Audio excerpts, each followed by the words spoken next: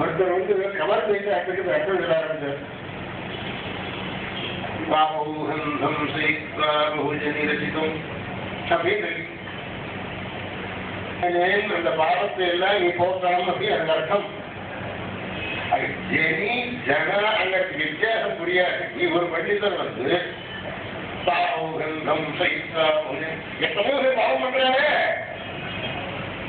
பகு ஜன ரசிதம் அப்படின்னு நிறுத்துகிறது. கேட்கிறவர் என்ன தெரியும்? அப்படியா, எத்தனையோ பேர் பாவம் பண்றாரு, அதெல்லாம் போக்கணும்னு ரொம்ப சொல்றோம். அவங்க எப்படி இல்லை, பகு ஜீவிதம் எத்தனையோ ஜென்மங்களிலே நான் செய்த பாவங்களை நீ போக்கிவிட்டு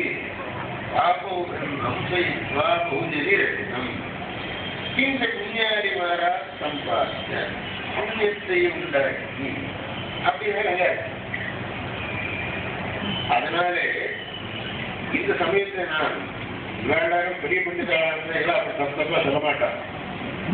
ஆனா சாதாரணமா கொஞ்சம் அழகையா தெரிந்து கொள்ளும். நாங்களும் வளர்ப்பக்கூடியவா இந்த மாதிரி எல்லாம் சொல்றது அவகாசம் உண்டு. அப்பேற்பட்டவாறு நான் சொல்றது சரியா புரிந்து கொண்டு சொல்லுங்கள் ஜனங்கள். ஏன்னா நாம் ஜனங்களுக்கு என்ன சொன்னாலும் கூட அது வந்து சாஸ்திரியமா இருக்கலாம். அவளுக்கு தெரியாதுங்கிறதுக்காக நாம் சாஸ்திர விருத்தமாக இல்ல அங்கே இருக்கிறதுக்கு விருத்தமாக சொன்னால் அது நாம் அவனை பிரபாரம் செய்வது. ஒருத்தர் வந்து ஒரு இடத்துல ஒரு பெரியவருக்கு சுவாகத பத்திரிகை எழுதினார். அந்த பெரியவருக்கு ஒரு சுவாகத பத்திரிகை வந்தவர் பெரிய மகன் இவனோ சாந்த வேணும் படிக்கிறவங்க அப்ப ரொம்ப பரிச்சயம் இல்லை, இது ஓரளவுக்கு பரிச்சயம்.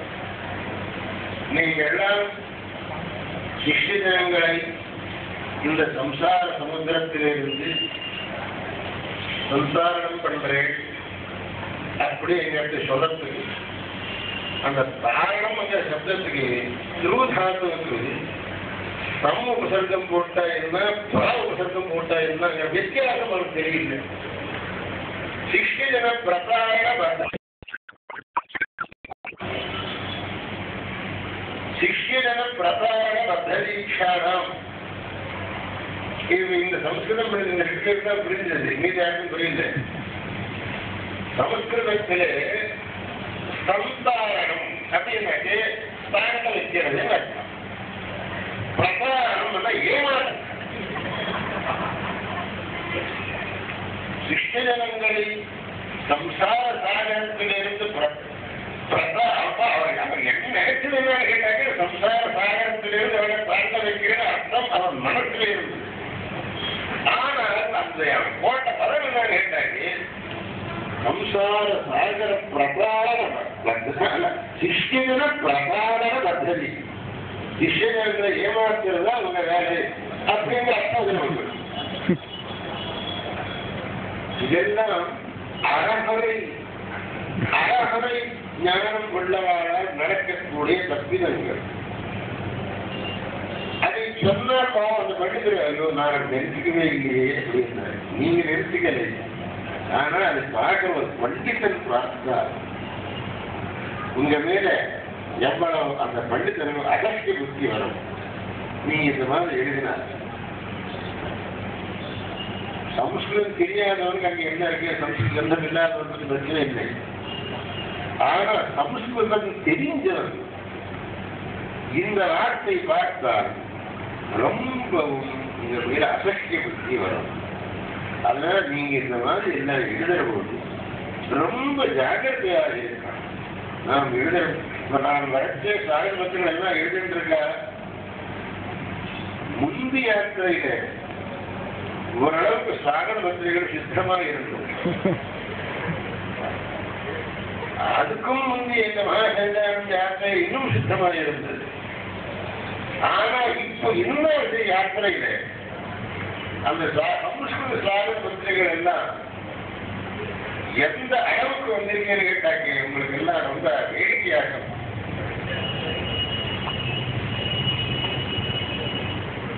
நம்ம பயங்கள் கடைசி அந்த சாகர பத்திரிகளை அந்த ஃப்ரேம் எடுத்துட்டு அந்த பத்திரிகை கிழிச்சு போட்டு நல்ல போட்டோ அதுல போட்டா ரொம்ப நல்லா இருக்கும் அப்படின்னு சொல்லக்கூடிய நிலைமைக்கு வந்துடும். ஃப்ரேம் ரொம்ப நல்லா இருக்கு, இதை நாம் வீணாக்கப்படாது. இந்த தப்பான பத்திரிகை இந்த ஃப்ரேம்ல இருக்கிறதை விட அந்த பத்திரிகை எடுத்துட்டு அந்த ஃப்ரேம் அத்தகைய போட்டோ போட்டு வச்சுட்டாங்க ரொம்ப நல்லா இருக்கும் அப்படிங்கிற நினைக்கிற நிலைமைக்கு வந்துடும். ஒரு இடத்துல இன்னொரு வீட்டில் நடந்தது. இவர்கள் வயம் சர்வேபி பகவ சந்தப்தாக புஷ்கலைவ வர்த்தாமகே அப்படின்னா புஷ்கல போகத அப்படின்னு ஒரு உதாரணத்துக்கு கோமதி பெற்றாலும் புரியும். அது ரொம்ப அசிங்கமான அறகுறையா சமஸ்கிருதம் பெற்றவரை கதி இந்த மாதிரி இருக்கும். நாம் அப்பேற்பட்ட ஒரு சிபி நமக்கு வரக்கூடாது. முக்கியமா பிரவச்சனம் பண்றவா இந்த காலத்திலே ஜனங்களுக்கு தர்மத்தை பற்றி போதிக்கிறது ரொம்ப அவசியம். ஏன்னா நாம் எவ்வளவு தர்மத்தை பற்றி போதிச்சால் கூட போராது. ஏன்னா ஜனங்களுக்கு இந்த தர்ம விரோதி சக்திகள் ரொம்பவும் அதிகமா இருக்கு. ஒரு பையன் ஊழலானவன், காலேஜில் படிக்கிறவன், ஹாஸ்டல்ல இருக்கிறவன் சந்தியாவந்தனம் பண்றதுக்கு தயங்குறான். ஏன் தயங்குறேன்? அது சுற்றி யாரும் பண்றது இல்லை, நான் மட்டும் பண்ணாலும் கேலி பண்ற அப்படிங்கிற. அவனுக்காக நீ பண்றது இல்லையப்பா, உன்னுடைய நன்மைக்காக நீ பண்ணணும். ஏன்னு கேட்டீங்க, அந்த வழியில இருக்கக்கூடிய அந்த வாதாவரணம், அந்த சூழ்நிலை அவனை சந்தியாவந்தனம் பண்ண விடமாட்டேங்கிறது. இந்த ஸ்திதியில நாம் அவர்கள் சந்தியாவந்தனத்துடைய மகிமையை போதிக்கணும், அவன் சந்தியாவந்தனம் பண்ணும்படியா பண்ணணும். அதனால இந்த காலத்தில் தர்மத்தை பற்றி நாம் ரொம்ப விசேஷமாக ஜனங்களுக்கு தெரிவிக்க வேண்டிய தேவை ரொம்ப இருக்கு. அதனால்தான் நான் அநேக இடங்களில் எங்க மடத்தினுடைய கிளைகளில் நான் அவனுக்கு என்ன சொல்லிட்டு இருக்கேன்னு கேட்டாக்கே, நம்ம இந்த மடத்தில் அப்போ தர்மோபன்யம் பண்டிதராக தர்மத்தை பற்றி ஜனங்களுக்கு போதிக்கணும். சொன்னத்தையே சொன்னதான் சொல்லணும், வேற என்ன சொல்ல முடியும்? யார் சத்தியம் வந்தா தர்மம் புதுசா சொல்ல அசத்தியம் வந்தா அதர்மம் சொல்ல முடியாது. இல்ல அவரும் சொன்னார், நானும் சொன்னேன், இன்னும் தான் சொல்லணும், சத்தியம் வந்தா அசத்தியம் சொல்லணும். ஆனா